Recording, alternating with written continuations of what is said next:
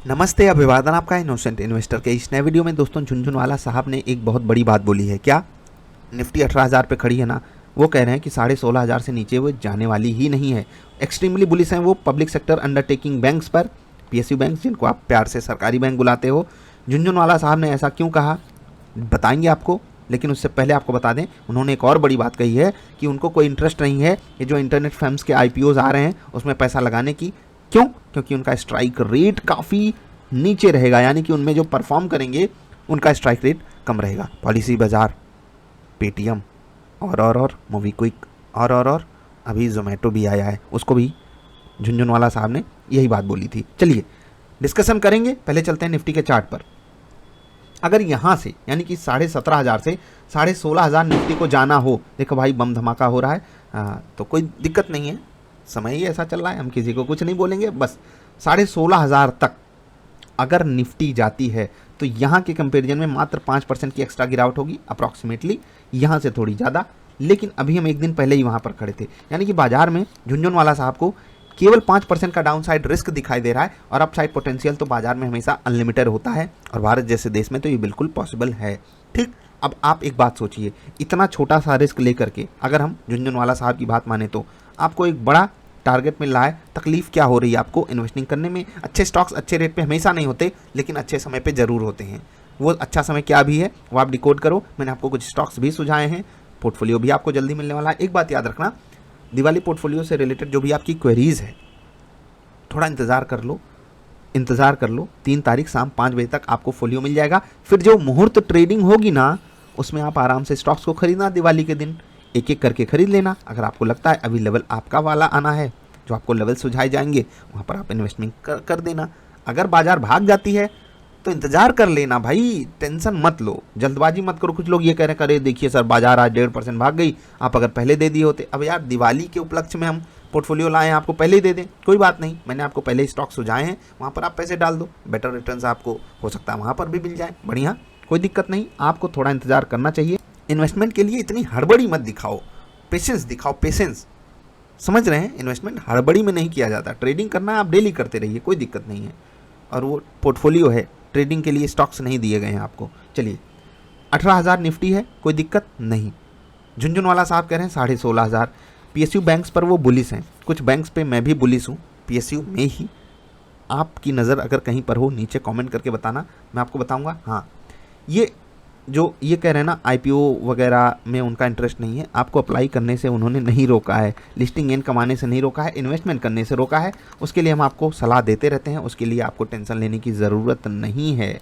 अब झुनझुनवाला साहब ने ऐसा क्यों कहा कि निफ्टी 16,500 से नीचे नहीं गिरेगी? टेक्निकली वो चीज़ों को नहीं देखते हैं, बाजार के मूड माहौल को देख रहे हैं। एफआईआईज का ओवरऑल इंटरेस्ट इंडिया पे शिफ्ट होगा, वो ऐसा मानते हैं। उनसे जब ये पूछा गया ऐसा आप क्यों बोल रहे हैं, तो उन्होंने साफ साफ बोला कि भाई साहब, जहाँ पर स्कोप ज़्यादा ग्रोथ का होता है वहाँ पर पैसा आता है, हर एक गिरावट में बायर्स आपको अवेलेबल मिलेंगे। इसी कारण वो निफ्टी को 16,500 से नीचे जाता हुआ नहीं देखते हैं। यानी कि लिक्विडिटी उनकी पहली प्रेफरेंस है, कि लिक्विडिटी के कारण पूरी दुनिया में जो लिक्विडिटी है उसका फ़ायदा भारत को होगा, क्योंकि भारत ग्रोथ दिखा सकता है। चाइना वाली टेंशन पूरी दुनिया में, और उसका फ़ायदा भारत को होगा। यही सब चीज़ें उनको पॉजिटिविटी दिखा रही हैं भारतीय बाजारों में। 16,500 का लेवल, अब यहाँ से मात्र 5% की गिरावट पे अगर आपको अनलिमिटेड अपॉर्चुनिटी मिल जाए तो आप बाई करोगे या नहीं, आप बताना। बाकी ये बात झुनझुनवाला साहब की है, इनसे पहले कई सारे एक्सपर्ट्स बहुत कुछ बातें बोले हैं। यही सब लोग बड़ी बड़ी बातें बोलते रहते हैं, आपको रेशनल डिसीजन लेना आना चाहिए। मैंने भी कुछ बातें कही हैं, निफ्टी कहाँ तक गिरेगी, वो वीडियो जाकर ज़रूर देख लेना। थोड़ा सा ज़्यादा मैंने इनसे बोला है, लेकिन कोई बात नहीं, लोकतंत्र है, कोई कुछ भी बोले। चलिए, आपको क्या करना है, स्मार्ट डिसीजन लेना है। इन्वेस्टमेंट के लिए अच्छे स्टॉक्स हमेशा अच्छे रेट पे नहीं होते हैं, लेकिन अच्छे समय पे अच्छे रेट पे आते हैं। बस उसी अच्छे समय का आपको इंतजार करना चाहिए। अभी इतना ही, वीडियो हम ख़त्म कर रहे हैं। एक दो बातें आपको और बता दें, इन्वेस्टर और ट्रेडर में अंतर होता है। इसी बात को ट्रेडर अलग एंगल से लेगा, झुनझुनवाला साहब की, इन्वेस्टर अलग एंगल से लेगा। अगर आप दोनों में से डिसाइड नहीं कर पा रहे हो तो दोनों के लिए अलग अलग स्टॉक्स आप खरीदा करो। स्विंग ट्रेड कर रहे हो तो उसको आप थोड़ा सा संभल के ट्रेड कीजिए, ठीक है, स्टॉप लॉसेस को लगाइए। इन्वेस्टिंग कर रहे हो तो अच्छे लेवल्स का इंतज़ार कीजिए, ठीक है। तो आप जो भी हो डिसाइड करो। अगर आप दोनों हो तो अलग अलग तरीके अप्रोच के लगाइए, मतलब अप्रोच आपकी अलग अलग तरीके से होनी चाहिए। चलिए एक दो रिजल्ट वर्लपूल वाला, चलिए इसको हम कोशिश करेंगे डिस्कस कर लें। बाकी यार देखो अभी वर्लपूल का उतना अच्छा समय नहीं चल रहा है, लेकिन फिर भी मुझे रिजल्ट में कुछ गड़बड़ी नहीं दिखती है। अगर आपने देखा हो तो अच्छी बात है, नहीं देखा तो हम कोशिश करेंगे एनालाइज कर दें। हितेश राठवा साहब कह रहे हैं अब खेल होगा इसमें, टाटा मोटर्स की बात हो रही है। खेल तो हमेशा होता है, कभी टाटा में कभी IRCTC में। क्या TCS शेयर बाई करूं? विद्या भूषण तिवारी जी बोल रहे हैं क्या मैं TCS का शेयर खरीद लूं? भाई TCS नहीं खरीदोगे तो क्या बताऊं कहाँ जाओगे?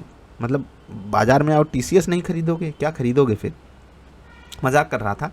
अगर आपको फंडामेंटल्स देखने हैं तो TCS से बेटर फंडामेंटल्स आपको कहाँ मिलने वाले हैं। टेक्निकल देखना है, टेक्निकल्स को बहुत ज़्यादा सम्मान देता है ये स्टॉक, तो कोई दिक्कत तो है नहीं, बस अच्छे लेवल पे बाई कर लो, एंजॉय करो।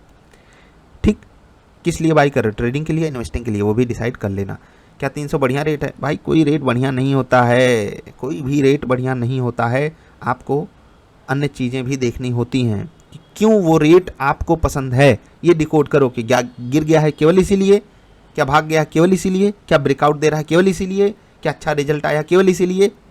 कई चीज़ों के पैरामीटर्स पे फिट बिठाना चाहिए, क्योंकि यही टाटा मोटर 275 पे बायर्स उतने बड़े वॉल्यूम के साथ नहीं आए थे जितने बड़े वॉल्यूम के साथ 400 पे आए। तो आप खुद सोच लीजिए क्या से क्या हो रहा है देखते देखते। जॉन पटेल जी बोल रहे हैं 300 इतना नीचे नहीं आएगा मुझे ऐसा लगता है। हाँ अच्छा, अभिषेक आनंद बोल रहे थे कि क्या 300 बढ़िया रेट है। ये 300 पे लेकर बैठे हैं, क्योंकि मैंने बोला था अगर आपने बढ़िया रेट पे बाई किया है तो आपको टेंशन लेने की ज़रूरत नहीं है। अब यार 300 पे बाई की हो तो आप क्यों टेंशन लोगे? होने दीजिए 10-12% की उठापटक, ठीक है, होने दीजिए, चीज़ें आपके फेवर में भी हो सकती हैं। नज़ारा टेक्नोलॉजी के लिए आप क्या बोलते हो 20% नीचे मिल रहा है, भाई उससे बेटर ऑप्शंस आपको मिल रहे हैं। मैं हमेशा बोलता हूँ कम कमाओ गम्मत कमाओ, उससे बेटर ऑप्शंस 20% नीचे मिल रहे हैं, तो क्यों हम नज़ारा देखने जाएंगे। चलिए अभी इतना ही, नज़ारा जिनको देखना है वो देख सकते हैं। मुझे वहाँ पर इंटरेस्ट थोड़ा सा कम है नज़ारा वगैरह देखने में, अगर आपका है तो आप देख सकते हो, कोई दिक्कत नहीं है। अब चलते हैं, मिलते हैं ब्रेक के बाद। निफ्टी कल कहाँ खुलेगी इस वाली वीडियो में आपसे मुलाकात होगी। अभी के लिए इतना ही। हाँ, रिस्पांस डिलेड है व्हाट्सएप पे, तो थोड़ा आपसे मैं माफ़ी चाहता हूँ, लेकिन जल्दी आप सबको प्रॉपर रिस्पांस भी मिलेगा। इंतज़ार का फल मीठा होता है। अभी इतना ही, नमस्कार।